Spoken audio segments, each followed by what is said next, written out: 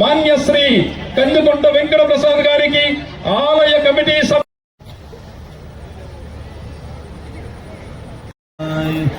ఏకాగ్ని కాలాయ కాలాగ్ని రుద్రాయ పేరిట ఏర్పాటు చేయబడ్డ శ్రీ సత్యసాయి జిల్లాలో వేణోళ్ళ పొగడబడుతూ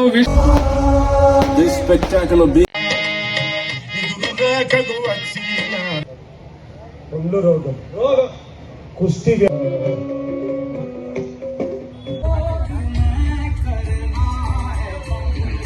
ఫౌండేషన్ వారిచే మీ అందరికీ పొందుతున్నారు.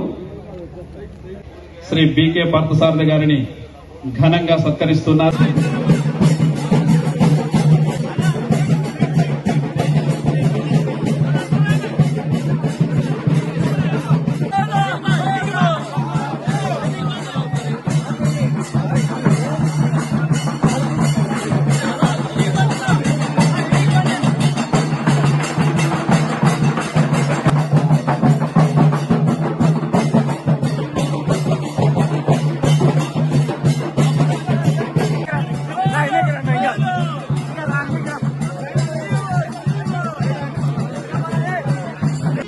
అసలు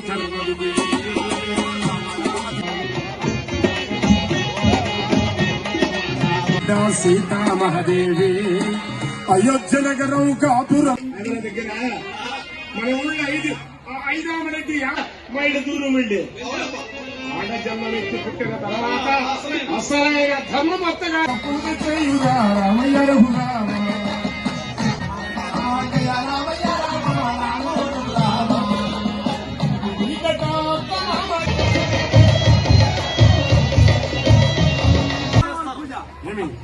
అత్త మామకు ఇప్పుడు ఎవరైనా పూజలు ఖచ్చితంగా చేస్తారు. కాళ్ళకు నమస్కరిస్తారు స్వామి. అత్త మామ కాళ్ళు పట్టుకున్నారంటే వాళ్ళ కాళ్ళు పట్టుకుంటారు, వీళ్ళ కాళ్ళు వాళ్ళు పట్టుకుంటారు. మా ఊళ్ళో మా ఊరి పక్క ఊళ్ళో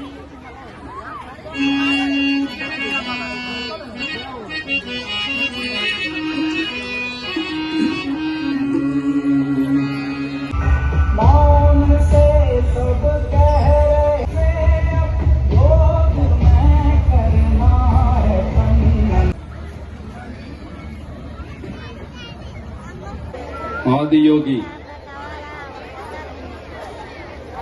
మనకు నేత్రానందం కలిగించడమే కాక సమస్త గౌరవ శాసనసభ్యులు Manyashri but the future of humanity, to move humanity from Deva Om Namah Shivaya Om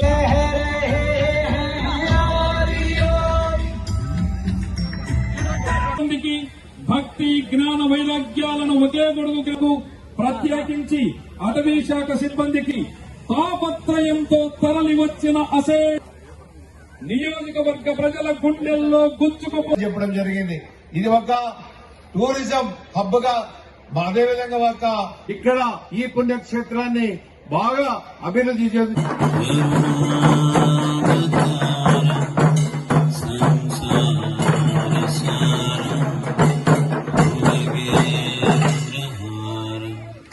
సదా వసంతం హృదయారవిందే భవం భవానీ సహితం. హృదయపూర్వకంగా స్వాగతం తెలియజేశాం. ఈ కార్యక్రమం అనంతరం దివ్య దర్శనం ఇప్పుడే చూశాం, గురు పూజ ఇప్పుడే చూశాం. ప్రభుత్వం తరపున ప్రాతినిధ్యం వహించడమే కాకుండా వారి అమూల్యమైన సందేశాన్ని వేలాది భక్తుల సమక్షంలో అందించారు. వారికి కమిటీ నిర్వాహకుల తరపున, గౌరవ ఎమ్మెల్యే గారి తరపున, హాజరైన సభికులు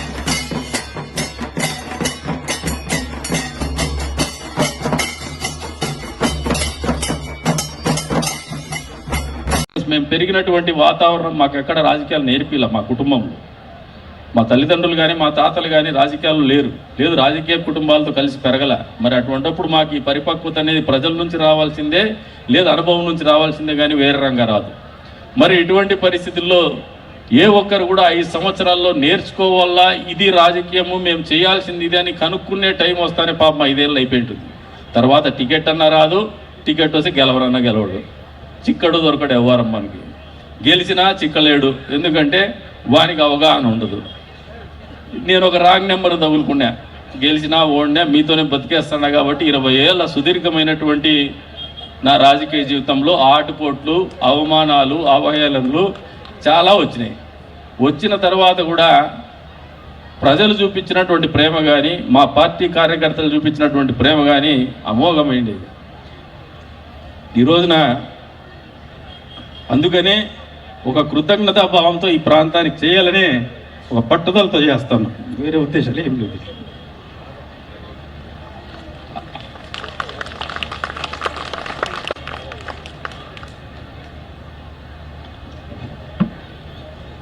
ఇరవై ఏళ్ళు ఒక మనిషిని హ్యాండ్ హోల్డింగ్ ఇవ్వాలంటే ఒక జీవితం, అది మామూలు విషయం కాదు.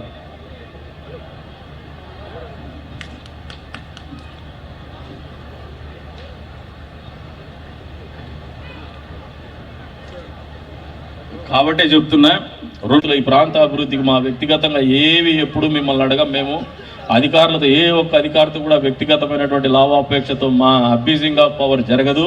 దీనికి వేదిక నుంచి మాటిస్తున్నాము. గతంలో కూడా మేము అబ్యూజింగ్ ఆఫ్ పవర్ ఎప్పుడు కూడా చేయలేదు, చేయం కూడా. ఇది వాస్తవం. రాజకీయంగా మా ప్రత్యర్థులు ఏదైనా వాళ్ళు దిగజారి మాట్లాడే మాటలు ఏమన్నా సమాజంలో ఉంటాయేమో, కానీ మా మనస్ఫూర్తిగా చెప్పే మాట ఏమంటే అబ్యూజింగ్ ఆఫ్ పవర్ ఎప్పుడు చేయము.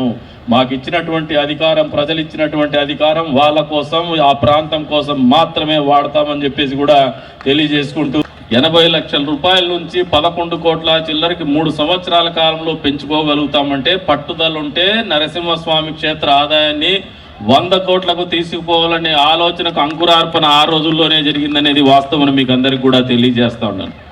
ఈ రోజున మన ఆదాయం మీకు చెప్తున్నాను.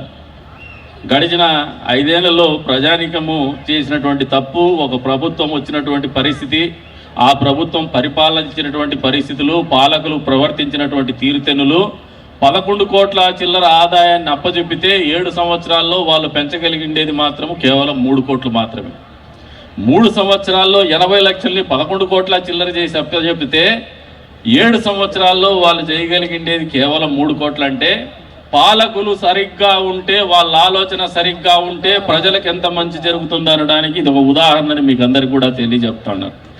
ఈ 20 నెలల కాలంలో దాదాపు మన ఆదాయము 4 కోట్లు పెంచగలిగినాం గతంలో కంటే. అంటే మనం ఇంకా కష్టపడితే ఈ 5 సంవత్సరాల కాలంలో ఖచ్చితంగా 50 కోట్లకు రెవెన్యూ తీసుకోగలిగినటువంటి పొటెన్షియల్ ఏరియా ఉండేటువంటి దేవస్థానం మనదనేది గర్వంగా చెప్తానని మీకు అందరికీ కూడా. మా దగ్గర చిత్తశుద్ధి ఉండల్లా, మీ వంతు సహాయ సహకారాలు ఉండల్లా, అధికారుల అండదండలు ఉండల్లా. మేము చేసే ప్రతి పనిలో కూడా ఒక సత్సంకల్పం ఉందనే నమ్మకం వాళ్ళకి ఇవ్వగలగలం మనం. ఈరోజున అధికారులు అందరూ సహకరిస్తున్నారు మనం చేసే ప్రతి కార్యక్రమంలో. లేదంటే ఇంత అద్భుతంగా జరగదు. పోలీసు వారు అహర్నిశలు కష్టపడుతున్నారు. ఈవెన్ పంచాయతీ వాళ్ళు డిఎల్డిఓ గారి ఆధ్వర్యంలో కూడా అద్భుతంగా శానిటేషన్ గురించి కష్టపడుతున్నారు. కమిషనర్ గారు, మున్సిపల్ కమిషనర్ గారు వారి పరిధి కాకపోయినా కూడా చేస్తున్నటువంటి కార్యక్రమాలని దృష్టిలో పెట్టుకొని వారి వంతు వాళ్ళకి చేతనైనంత వరకు మనకు సపోర్ట్ చేస్తూ ప్రతి కార్యక్రమంలో కూడా ఆయన తోడ్పాటు కూడా నిరంతరం ఉంటూ వస్తుంది. ఈ రకంగా అధికారులందరూ కూడా కలిసి తోడ్పాటు అందించేటువంటి పరిస్థితులే మనల్ని అభివృద్ధి పదంలో నిలబెడతాయని నేను బలంగా నమ్ముతాను.